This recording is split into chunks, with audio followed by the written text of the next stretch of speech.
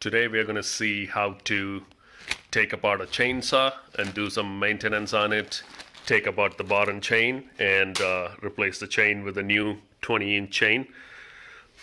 This particular chainsaw is a very generic Chinese brand, and you see, they just put a sticker on it. You see them sold under many flavors, many company names, but a nice thing about this is that it's only costs like $120 range, between $100 and $150, 50 cc, and 20-inch bar. So even if it cuts down one good tree, you've already made good use of it.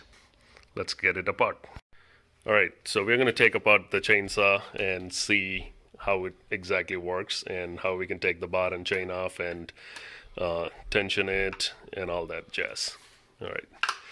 So these two screws are very important. They're the pinch screws. This is what holds the whole thing together. You only got two nuts and you take these off.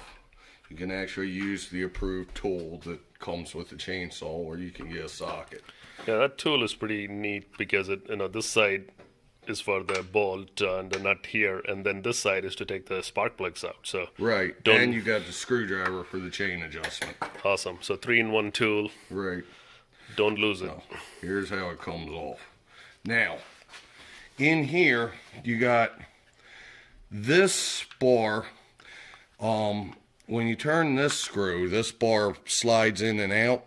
Gotcha. That bar matches to a hole there. That slides the bar in and out. That's what adjusts your chain tightness. Gotcha. So the whole bar goes in and out, so the chain is tightened. And what these nuts do is they pinch everything together, so it doesn't, move once it's. And you can see the sliding mechanism here, where there's a slot and the bar slides back and forth between those bolts. Right.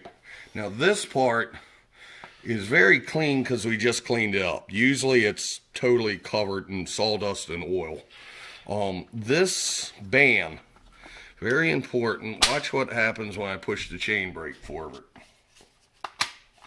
When you emergency stop situation, you push this forward, that cinches down and tightens this. So the circumference of the band reduces once you push that. And that tightens against this, which is the clutch, and that'll stop the chain instantly. Gotcha. So it's a safety mechanism. And it's really important to keep this clean and to make sure this mechanism's working, because that might be related to some of the issues we've had with this saw.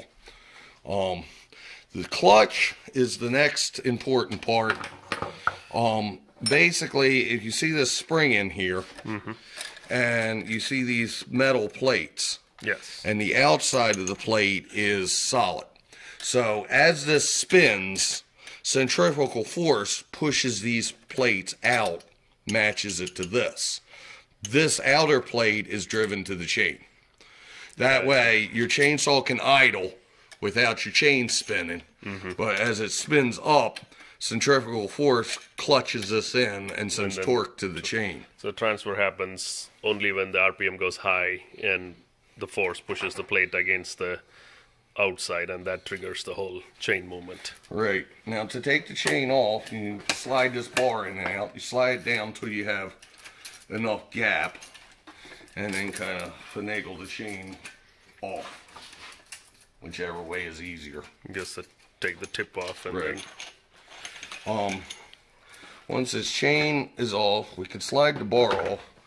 Now I'm going to show up one more important thing. If we can bring the camera here, down in there is a pulley, or this is what drives the chain. The actual bottom links of this chain fit in that pulley. Yeah, gotcha. Now when you buy a new chain, you have to make sure that this part of the chain is the same shape as the old one. Yeah. They sell several different styles of chain. Right. So you have to match the style of the chain and the pitch of that angle. Yeah. To make it clear, these manual that comes with these saw specifies what specs you need to buy the chain with. With the pitch of that chain and the number of links, as well as the length of the chain and all that. So as long as you match that, I believe you should be good to fit it right in there, as well as around the bar. All right, so now let's take apart the ignition side of things, the spark plug, the air filter, and all that, disassemble and see how that goes. Basically hand loosen the screw with a big plastic head.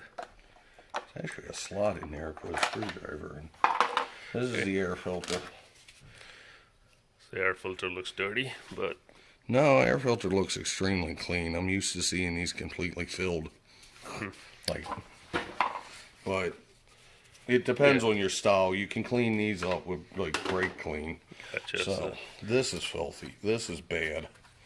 Shouldn't be that much dust near the carburetor. Alright, so here are the spark plugs. Let's pull the wire off. And if it's not idling properly, it's a good idea to clean or replace spark plugs now and then. So using the same tool again. Okay. Break loose and hand loosen it. So let's inspect how it's inside. Probably it was cleaned not long ago. Looks pretty neat.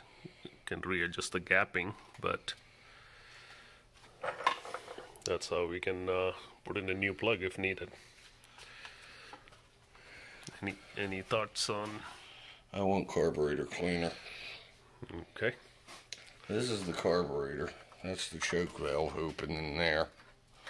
But all the dirt around the outside of this carburetor kind of makes me think that some of that would get in there. The air filter is supposed to prevent that. Yeah, I guess there was a rubber seal in here, so I'm assuming it dust is just... Rubber seal. Yep.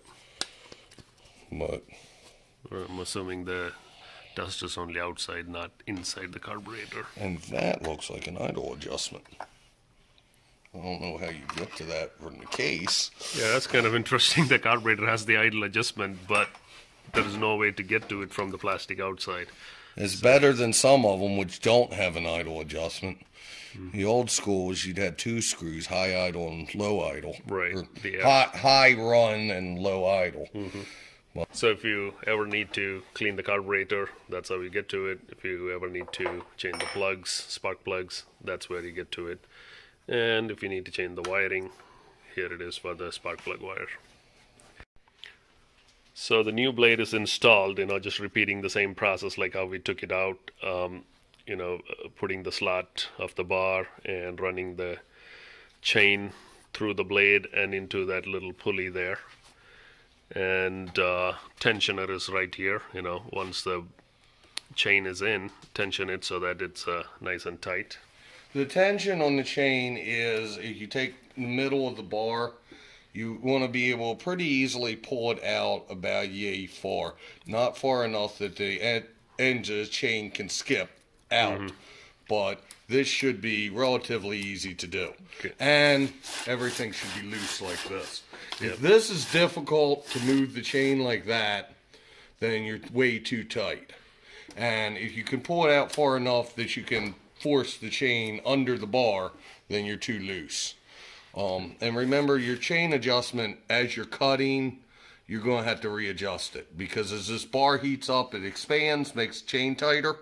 And as the chain heats up, it expands, making the chain looser. All kind of compensates for each other, I guess. You but hope.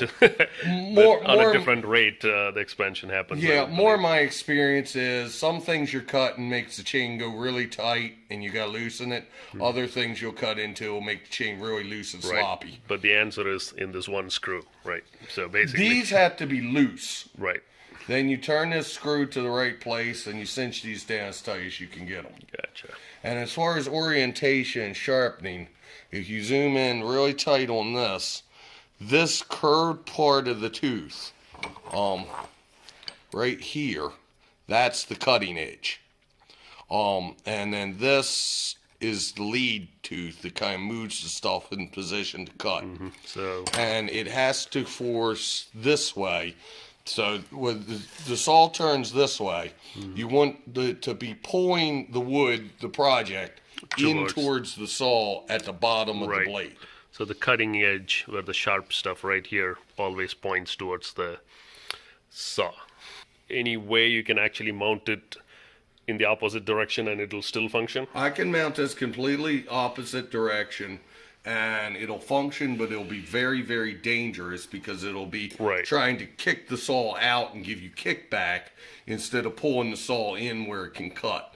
Makes sense. So saw kickback can be like horrible, and it's worse when the chain is backwards.